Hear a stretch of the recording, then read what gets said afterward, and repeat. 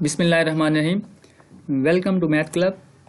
इस video lecture में हम स्टडी करेंगे फैक्टराइजेशन ऑफ क्वाड्रेटिक एक्सप्रेशन की यूजिंग अ मल्टीप्लिकेशन फ्रेम के मल्टीप्लिकेशन फ्रेम को यूज़ करते हुए आप किस तरह किसी भी क्वाड्रेटिक एक्सप्रेशन को फैक्टराइज कर सकते हैं। Let's learn. ये हमारे पास एक क्वाड्रेटिक एक्सप्रेशन है x square plus 8x plus 12। इसको हमने फैक्टराइज करना है यूजिंग मल्टीप्लिकेशन फ्रेम। तो नंबर वन, सबसे पहले हम स्टेप वन पे आते हैं। स्टेप वन में आपने क्या करना है कि right x square in the top left corner and 12 in the bottom right corner of the multiplication frame. यानी ये जो भी आपके पास क्वाड्रेटिक एक्सप्रेशन होगा, सबसे पहले आपने एक मल्टीप्लिकेशन फ्रेम ड्रा करनी है। मल्टीप्लिकेशन फ्रेम में आपने क्या करना है, जो टॉप लेफ्ट कॉर्नर है उसमें यहाँ पे जो फर्स्ट टर्म होगी उसे आपने राइट करना है, और जो बॉटम पे आपके पास राइट कॉर्नर है उसमें आपने यहाँ पे जो एंड वाली टर्म होगी आपके पास उसको आपने राइट कर देना है। यहाँ देखें ना, ये हमने एक मल्टीप्लिकेशन फ्रेम ले ली। अब ये मल्टीप्लिकेशन फ्रेम में आपने ये 4 बॉक्सेस ले लेने हैं। अब यहाँ पे ये आपके पास टॉप वाले कॉर्नर है, ये आपका राइट कॉर्नर है, ये लेफ्ट कॉर्नर है, और ये बॉटम वाले कॉर्नर है, ये आपका लेफ्ट कॉर्नर है, ये राइट कॉर्नर है। तो सबसे पहले आपने क्या करना है, इधर ये आपके पास जो लेफ्ट कॉर्नर है टॉप वाला, यहाँ पे आपने यहाँ एक्सप्रेशन में जो भी फर्स्ट टर्म होगी उसे आपने यहाँ राइट कर देना है। और यहाँ आपने इस कॉर्नर में, बॉटम वाले कॉर्नर में, राइट कॉर्नर में आपने क्या करना है, यहाँ पे जो एक्सप्रेशन के अंदर जो भी टर्म यहाँ पे होगी, एंड वाली टर्म होगी, लास्ट वाली टर्म होगी, उसे आपने यहाँ राइट कर देना है। और ये क्योंकि मल्टीप्लिकेशन फ्रेम है इसलिए हमने यहाँ पे मल्टीप्लाई का साइन लगाना है। ये स्टेप वन है। सेकंड स्टेप में आपने क्या करना है कि आपने फैक्टर्स फाइंड कर लेने हैं फर्स्ट टर्म के और लास्ट टर्म के, यानी एक्स स्क्वायर के आपने फैक्टर फाइंड कर लेने हैं और 12 के फैक्टर फाइंड कर लेने हैं, और इन्हें आपने राइट कर देना है फर्स्ट कॉलम में और फर्स्ट रो में। आप 12 के फैक्टर्स फाइंड करें तो फैक्टराइज करेंगे तो 12 के जो पॉसिबल फैक्टर्स हैं वो क्या आते हैं, 12 1 द 12 होता है, 6 2 द 12 होता है, एंड 4 3 द 12 होता है। तो अब आपने इनके, हमें कैसे पता चलेगा कि हमने कौन से फैक्टर चूज करने हैं, तो उसके लिए बेटा आपने याद रखना है कि आपने ऐसे फैक्टर चूज करने हैं जिनका जो सम है वो प्लस 8x के इक्वल है, यानी ये सेंटर वाली जो टर्म है इसके इक्वल आना चाहिए उनका सम। अब ये देखें ना, ये हमारे पास डिफरेंट फैक्टर आ रहे हैं, 12 और 1 भी आ रहा है, 2 एंड 6 भी आ रहा है, 4 एंड 3 भी आ रहा है। तो इनमें से आपने वो वाले फैक्टर चूज करने हैं जिनका जो सम है वो प्लस 8x के इक्वल आए। अब आप यहाँ से चेक कर सकते हैं, अगर मैं 12 और 1 लेता हूँ तो ये इनको जब मैं ऐड करता हूँ तो ये 13 होता है, सब्ट्रैक्ट करता हूँ तो 11 होता है, मतलब ये कंडीशन को सेटिस्फाई नहीं कर रहे। अगर मैं 6 और 2 की बात करता हूँ तो इनका जो सम है वो 8 के इक्वल आता है, मतलब इनको मैं अगर ऐड करूँ तो आंसर 8 आता है। और अगर मैं 4 और 3 की बात करता हूँ तो ये 7 होता है, सब्ट्रैक्ट करने से 1 होता है। तो इसका मतलब हमारा जो पेयर है, जो हमारे रिक्वायर्ड फैक्टर है वो 6 और 2 हैं। तो ये आपने 6 और 2 राइट कर देना है, 6x और 2x। उसके बाद नेक्स्ट आपने क्या करना है, ये 6x के साथ आपने प्लस का साइन लगाना है। ये कैसे पता चलेगा, यहाँ पे जो भी साइन होता है प्लस 8x के साथ, यानी सेंटर वाली टर्म के साथ जो भी साइन होता है, इन दोनों में से जो लार्ज वैल्यू होती है उसके साथ आपने हमेशा वही साइन लगाना है। ये मैं रिपीट कर रहा हूँ कि साइंस में आपने कंफ्यूज नहीं होना। अक्सर स्टूडेंट्स को कन्फ्यूजन होती है कि वो साइंस लगाने में मिस्टेक्स कर जाते हैं, उन्हें पता नहीं चलता कि हमने कौन सा साइन किसके साथ लगाना है। तो यहाँ सेंटर वाली टर्म के साथ जो भी साइन लगा होता है, चाहे वो प्लस का है या माइनस का है, तो इन दोनों फैक्टर्स में से जो बड़ी वैल्यू होगी, जो लार्ज वैल्यू होगी, उसके साथ हमेशा आपने वही साइन लगाना है। इसके साथ प्लस था तो इसमें से लार्ज नंबर के साथ भी आपने प्लस लगा दिया। और सेकंड के साथ आपने सूटेबल साइन लगाना होता है, वो डिपेंड करता है कंडीशन पे कि आपने उनको ऐड करना है या सब्ट्रैक्ट करना है। क्योंकि अब यहाँ पे हमने इन दोनों को ऐड करना है, 6 में 2 ऐड करेंगे तो हमारे पास 8 आंसर आएगा, तो इसके लिए हमें यहाँ पे प्लस लगाना पड़ेगा। तो सेकंड के साथ हम प्लस लगा देंगे। तो ये आपने क्या करना है, सेकंड स्टेप में आपने फैक्टर्स फाइंड करने हैं एक्स स्क्वायर के और 12 के, और इन्हें आपने ऊपर कॉर्नर रो में भी आपने राइट कर देना है और आपने कॉलम में भी राइट कर देना है। ये एक्स स्क्वायर के जो फैक्टर्स है वो एक्स था, x multiply by x x square होता है, तो यहाँ हमने क्या किया, एक्स और एक्स राइट कर दिए। और 12 के फैक्टर्स हमारे पास 6 और 2 आए हैं, तो यहाँ पे हमने ये 6 और 2 राइट कर दिए। तो फर्स्ट रो और फर्स्ट कॉलम में आपने क्या करना है, फैक्टर्स राइट कर देना। ये हमारा सेकंड स्टेप है। फर्स्ट स्टेप में हमने क्या किया था कि हमने जस्ट ये मल्टीप्लिकेशन फ्रेम में ये फर्स्ट टर्म और लास्ट टर्म को राइट किया था। सेकंड स्टेप में हमने फैक्टर्स फाइंड किए और हमने ये फैक्टर्स राइट किए। अब हम थर्ड स्टेप पे आते हैं। थर्ड स्टेप पे आपने क्या करना है, multiply them to complete the multiplication frame and check whether the result match the given expression. आपने क्या करना है, जो आपने फैक्टर्स राइट किए हैं इनको अब आपने मल्टीप्लाई करवाना है और इस फ्रेम को कंप्लीट करना है। उसके बाद आपने चेक करना है कि आपका जो है रिजल्ट वो एक्सप्रेशन को मैच भी करता है या नहीं करता है। तो वो भी मैं एक्सप्लेन करता हूँ कैसे चेक करेंगे। तो सबसे पहले आपने इसको मल्टीप्लाई करवाना है। ये x जो है इधर 6 से जब मल्टीप्लाई होगा 6x हो जाएगा, और उसके बाद ये जो 2 है ये जब इधर x से मल्टीप्लाई होगा तो ये 2x हो जाएगा। उसके बाद आपने इसको फिल कैसे करना है, ये जो नंबर्स हैं ये बेसिकली मल्टीप्लाई हो रहे हैं। ये x से मल्टीप्लाई होकर एक्स स्क्वायर बनता है, ये तो ऑलरेडी हमने लिखा हुआ है। उसके बाद ये x इधर 6 से मल्टीप्लाई होकर यहाँ आपने ये 6x राइट कर देना है, और उसके बाद ये 2 को आपने x से मल्टीप्लाई करवा के ये 2x राइट कर देना है। ये x स्क्वायर और 12 तो ऑलरेडी हमने फिल किया हुआ था। नेक्स्ट अब हम चेक करते हैं कि ये हमारा जो है फ्रेम जो है वो हमारे एक्सप्रेशन को मैच भी कर रही है या नहीं कर रही। उसके लिए हम क्या करेंगे, ये जो हमने फैक्टर्स फाइंड किए हैं, ये जो हमने पेयर्स फाइंड किए हैं 6x और 2x, अगर इनको हम ऐड करें तो हमारे पास आंसर क्या आता है, प्लस का 8x आता है। मतलब जो हमने ये न्यू वैल्यूज फाइंड किए हैं 6x और 2x वो बिल्कुल ठीक हैं, क्योंकि इनका जो सम है वो प्लस 8x आ रहा है और ये एक्सप्रेशन को मैच कर रहे हैं। तो इसका मतलब हमारी जो मल्टीप्लिकेशन फ्रेम है वो बिल्कुल ठीक है। तो इसको अब आप डायरेक्ट जो है इसको आप राइट कर सकते हैं। अब x² + 8x + 12 जो है इसको अगर मैं फैक्टराइज करूं तो इसके जो फैक्टर्स बनेंगे, लीनियर फैक्टर्स बनेंगे, एक ये आएगा, ये जो टॉप पे लिखा हुआ है हमारे पास टॉप रो जो है इस पे जो लिखा हुआ है x + 6 एक ये फैक्टर आ जाएगा और दूसरा ये फैक्टर आ जाएगा जो हमारे पास कॉलम में लिखा हुआ है x + 2। तो यहाँ से आपने इसको इक्वल कर देना है कि आप इसके जो फैक्टर्स हैं आपने इसको कम्प्लीटली फैक्टराइज कर दिए हैं और इसके जो फैक्टर्स हैं वो कौन कौन से आए हैं, एक x + 6 आया है और दूसरा x + 2 आया है। तो ये है हमारा एक्सप्रेशन, क्वाड्रेटिक एक्सप्रेशन को फैक्टराइज करना यूजिंग मल्टीप्लिकेशन फ्रेम। नेक्स्ट हम एक और एग्जांपल लेते हैं। अब हमारे पास जो है x² - 5x + 4 है। अब इसमें आपने क्या करना है, सबसे फर्स्ट स्टेप पे आपने क्या करना होता है कि यहाँ जो फर्स्ट टर्म होती है उसे आपने टॉप लेफ्ट कॉर्नर पे लिखना होता है और जो यहाँ लास्ट टर्म होती है उसे आपने बॉटम राइट कॉर्नर पे लिखना होता है। तो फर्स्ट स्टेप में आपने क्या करना है, इसको आपने राइट करना है और सेकंड स्टेप में आपने क्या करना होता है कि इनके आपने फैक्टर्स फाइंड करने होते हैं फर्स्ट टर्म के और लास्ट टर्म के। अब x² के अगर हम फैक्टर्स फाइंड करें तो वो x और x आता है और 4 के अगर मैं फैक्टर्स फाइंड करूं तो 4 × 4 होता है। इसके अलावा -1 को जब -4 से मल्टीप्लाई करवाते हैं तब भी हमारे पास प्लस का 4 आता है। इसके अलावा 2 × 4 होता है, दोनों माइनस के ले लें तब भी प्लस का 4 बनेगा या दोनों प्लस के ले लें तब भी हमारे पास प्लस का 4 बनेगा। तो ये हमने क्या किया, फर्स्ट स्टेप में हमने ये टॉप लेफ्ट कॉर्नर पे जो है हमने x² को राइट किया और बॉटम पे जो राइट कॉर्नर है उसमें हम क्या करेंगे, ये 4 को राइट करेंगे। ये हमारा फर्स्ट स्टेप होता है। सेकंड स्टेप में हम ये फैक्टर्स फाइंड करते हैं और इनको हम जो फैक्टर्स होते हैं उन्हें हम टॉप रो पे और इधर से हम ये कॉलम पे राइट करते हैं। अब यहाँ से हमारे पास हमें कैसे पता चलेगा कि कौन से फैक्टर्स हमने राइट करने हैं। तो इसके लिए आप ये है कि आप चेक करें कि 4 और 1 को आप यहाँ राइट करें, उसके बाद मल्टीप्लिकेशन फ्रेम को आप फिल करें, उसके बाद चेक करें कि ये जो फ्रेम है ये मैच करती है हमारे एक्सप्रेशन को या नहीं करती। अगर नहीं करती तो फिर आप दोबारा चेंज कर लें फैक्टर्स को। फिर भी अगर आपको नहीं मैच कर रही तो फिर आप नेक्स्ट जो फैक्टर्स हैं वो आप अप्लाई करें, उनसे चेक करें कि हमारा जो रिजल्ट बनता है वो इसको एक्सप्रेशन को मैच करता है या नहीं करता। इसके अलावा सिंपल ये है कि आपने वो वाले फैक्टर्स लेने हैं जिनका जो सम है वो 5x के इक्वल आ जाए। तो आप फाइंड कर सकते हैं। यहाँ देखें ना, अगर मैं 4 और 1 लेता हूँ तो 5 होता है, लेकिन इन दोनों के अगर सेम साइन रखूंगा प्लस का और ये भी प्लस का तो मुझे प्लस का 5x मिलेगा, जबकि हमें माइनस का 5x चाहिए। तो इसका मतलब फिर मैं ये वाला जो पेयर है 4 1 4 ये नहीं ले सकता। अगर नेक्स्ट पेयर को मैं चेक करूं तो ये -4 और -1 है।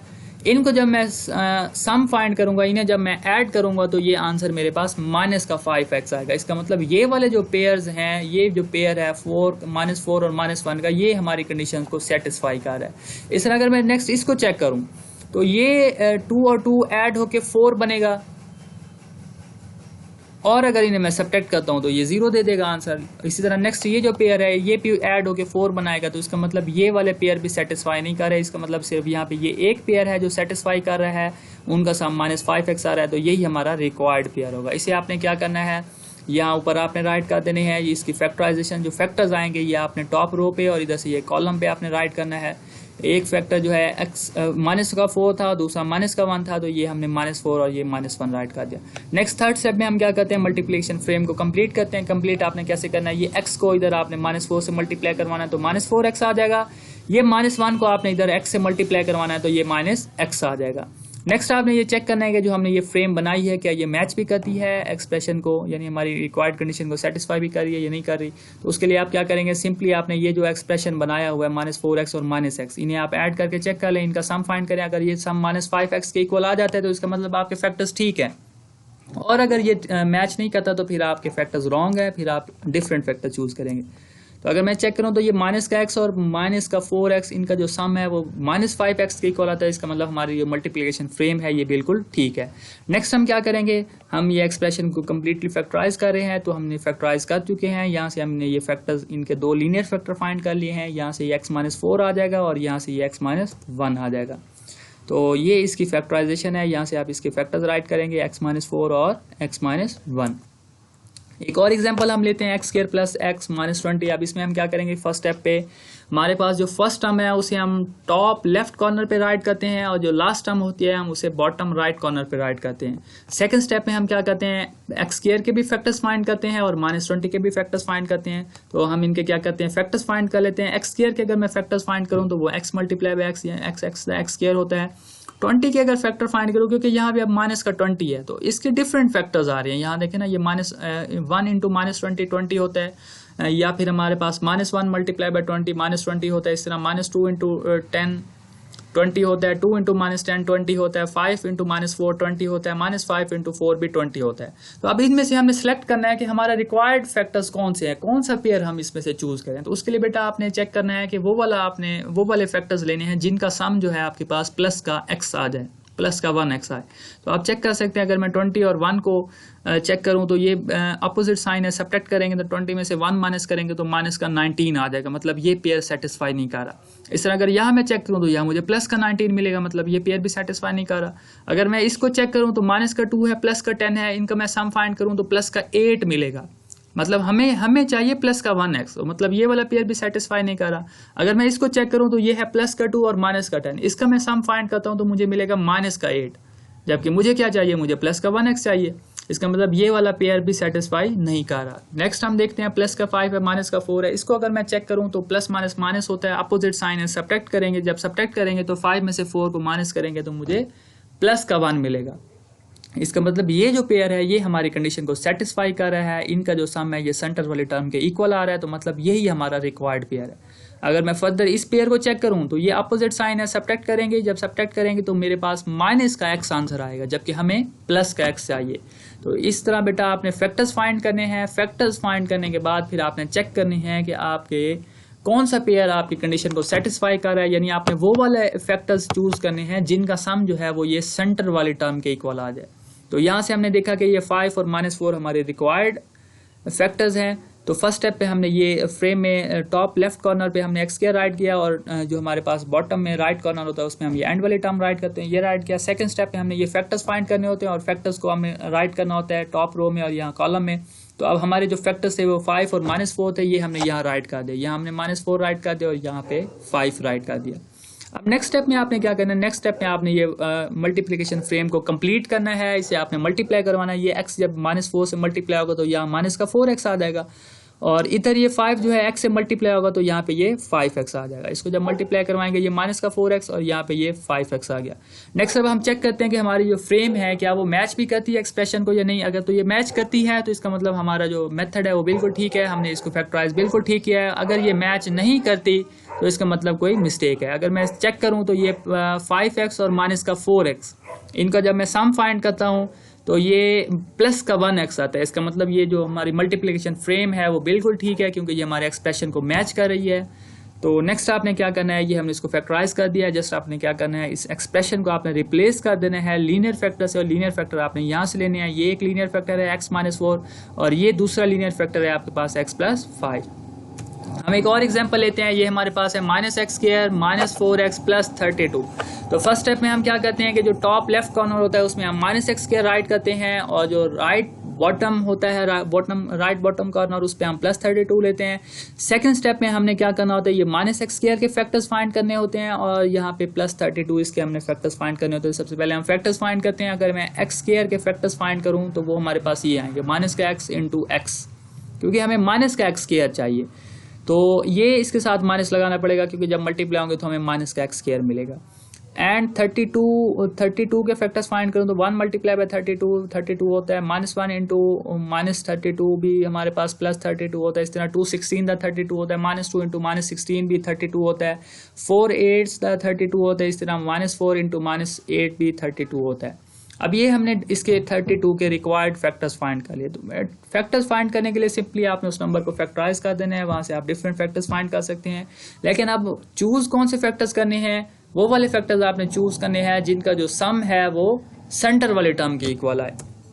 तो नेक्स्ट ये हमने ये फर्स्ट स्टेप पे हमने ये यहाँ पे टॉप लेफ्ट कॉर्नर पे -x² लिखा और यहाँ पे राइट बॉटम कॉर्नर पे आपने +32 लिखा। नेक्स्ट अब आपने जो फैक्टर्स हैं वो हमने वो वाले सिलेक्ट करने हैं जो हमारी कंडीशन को सेटिस्फाई करें, यानी उनका जो सम है वो सेंटर वाले टर्म आने चाहिए।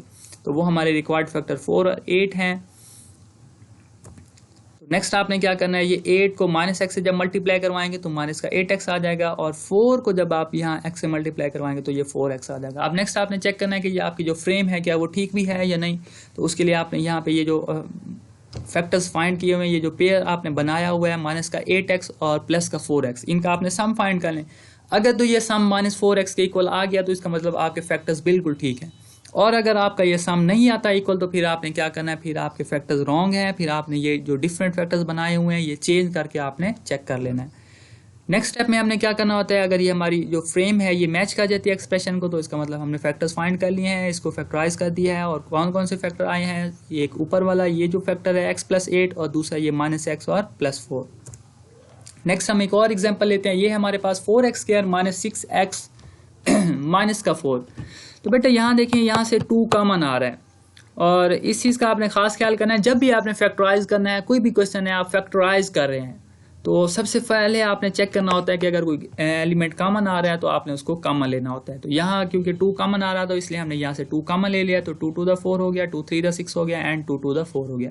नेक्स्ट अब हमने इस ब्रैकेट के अंदर वाले एक्सप्रेशन को फैक्टराइज करना है, यानी ये 2x² को हम राइट करेंगे टॉप लेफ्ट कॉर्नर पे, और -2 को हम राइट करेंगे बॉटम राइट कॉर्नर पे। उसके बाद हमने +2x² और -2 के फैक्टर्स फाइंड करने हैं। तो सबसे पहले हम इनके फैक्टर्स फाइंड करते हैं। अगर 2x² के फैक्टर्स फाइंड करूँ तो वो 2x × x आएगा, और -2 के फैक्टर फाइंड करूँ तो वो होता है 1 × -2 या फिर -1 × 2, क्योंकि -2 1 2 होगा, या ये -1 × 2 -2 आंसर आएगा। तो अब इन दोनों में से आपने वो वाले फैक्टर सेलेक्ट करने हैं जिनका सम जो है -3x आए। तो यहाँ से अगर मैं चेक करूँ तो ये +1 है, -2 है, इनका अगर मैं सम फाइंड करूं तो ये मेरे पास सम क्या आएगा, -1 आएगा, और यहाँ से अगर मैं सम फाइंड करूं तो +1 आएगा। लेकिन क्योंकि यहाँ पे हमारे पास 2 हमने कॉमन लिया हुआ है, तो इसलिए हम इनको क्या करेंगे, यहाँ से 2 के साथ भी मल्टीप्लाई करवा के फिर हम उनका सम फाइंड करेंगे। तो उसके लिए बेस्ट वे ये है कि आप फ्रेम यूज़ करें। फ्रेम में आप ये जो फैक्टर्स हैं आप ये चेक करें, फ्रेम में पुट करने के बाद जो फ्रेम का आंसर आता है उसे आप चेक करें कि वो आपके एक्सप्रेशन को मैच करता है या नहीं करता। अब यहाँ देखें ना, पहले हम इसमें से ये हमने रिक्वायर्ड फैक्टर, क्योंकि इसके -2 और 1 है तो -1 और 2 ले लिए, -2 और +1 ले लिया।